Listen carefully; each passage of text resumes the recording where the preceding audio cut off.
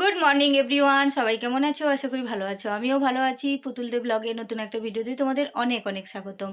তো সকাল সকাল কাজকর্ম হয়ে গেছে, শুধু ঘরটা মুছবো। ঘরটা মোছা হয়ে গেলেই তারপরে চান টান রান্নাবান্না।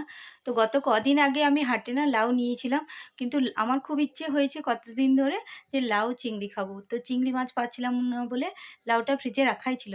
ফাইনালি কালকে চিংড়ি মাছ পেয়েছি, তো আজকে লাউ চিংড়ি করব। তো চিংড়ি মাছগুলো কালকে একজন যে বিক্রি করতে এসেছিলো সেই বেছে দিয়ে গেছে, কিন্তু বেছে দেওয়াটা না আমার ঠিক পছন্দ হয়নি। আমাকে আবার পুনরায় মানে ভালো করে বেছে নিতে হবে। তো দেখাই ও কেমন বেছেছে, আমি কেন পছন্দ হচ্ছে না দাঁড়া দেখাই। ফ্রিজে ছিল তাই আমি একটু জল দিয়ে ইয়ে করলাম। এই যে কেমন যেন বেছেছে। আর আমি যখন বাজবো না, এই যে মাথাটা, এই যে মাথাটা, এটা এটা কেটে দিলে বেশ ভালো হয়। ও মাথাটা রেখে দিয়েছে। তো যেরকম ওরা যেটা জানে সেরকম বেছেছে। তো আমার যদি পছন্দ না হয় আমি করে নেব। তো এটা করে কেটে নিই, তারপরে তোমাদের সাথে শেয়ার করব। কিভাবে রান্না করব না করব পুরোটাই তোমাদের শেয়ার করব। যখন আমি কাটলাম তখন কিন্তু আমার একবার দেখানো উচিত ছিল যে কেমন কেটেছি, মানে কাছে নিয়ে। তো যাই হোক, ওটা মনে হয় আমি দেখাতে ভুলে গেছি বা যাই হোক। তো তারপরে আমার হলুদটা শেষ হয়ে গেছিলো, আর একটু হলুদ লাগবে চিংড়ি মাছটাতে দেওয়াতে, ওই জন্য আমি হলুদের প্যাকেটটা কেটে নিচ্ছি। আর দেখো হলুদটা কতটা পড়ে গেল। তারপরে আমি হলুদ টলুদ নুন হলুদ মেখে এটাতে রেখে দিব ঢাকা চাপা দিয়ে। তারপরে আমি লাউটা কেটে নেব। লাউটা একটু সরু সরু করে, আর একটাই আলু দেবো, বেশি আলু দেবো না। তো লাউটা সরু সরু করে কেটে নিব। স্বাভাবিক যেভাবে পেঁয়াজ আদা বাটা রসুন বাটা দিয়ে কষে নিব। চিংড়ি মাছটাও আগে ভেজে নিব।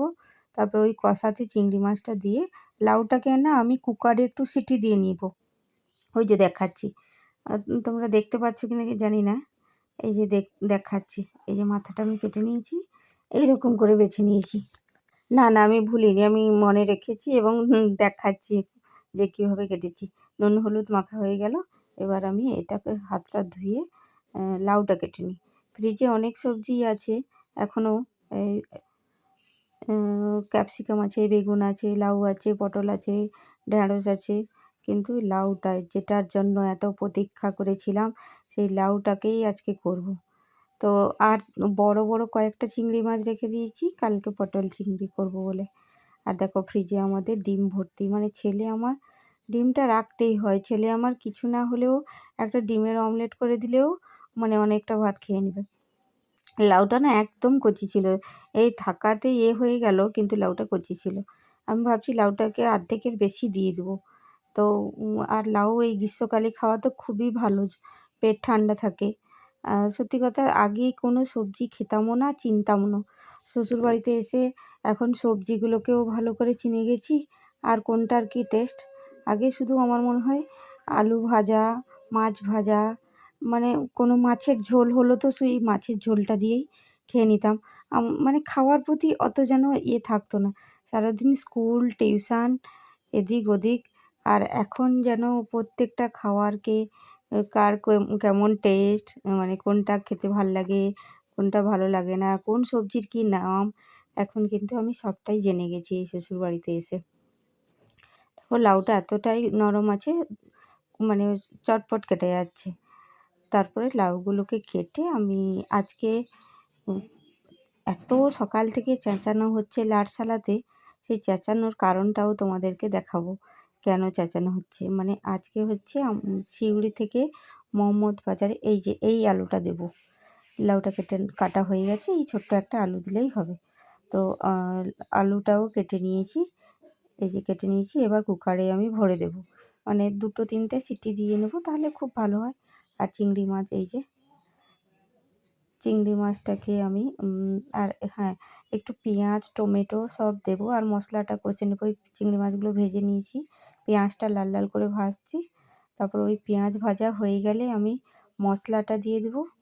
আর টমেটোটা, এই যে আদা বাটা রসুন বাটা পেঁয়াজ বাটা লঙ্কা বাটা একসঙ্গেই পেস্ট করে যে 4-5 দিনের রেখে দিই, আজকে শেষ হয়ে যাবে, আবার কালকে পেস্ট করে রেখে দেবো। এই যে এরকম কষে কষে আসতে জলটা যখন একদম মরে আসবে, তখনই একটু নুন মিষ্টি দিয়ে আর লাস্টে একটু গরম মশলা দিয়ে নামিয়ে দেবো। কিছুই না, খুব সহজ রান্না, কিন্তু খেতে খুব ভালো। তো হ্যাঁ, যে কথাটা বলছিলাম, আজকে না লাটসালায় খুব চেঁচানো। এত মানে আমাদের পাড়ার যেসব বউগুলো, বাগদিদের বউগুলো, বাগদি বাউরিদের বউগুলো আর তাদের হাসব্যান্ডগুলো সবাই রেডি হয়ে লাটসালাতে বসে আছে।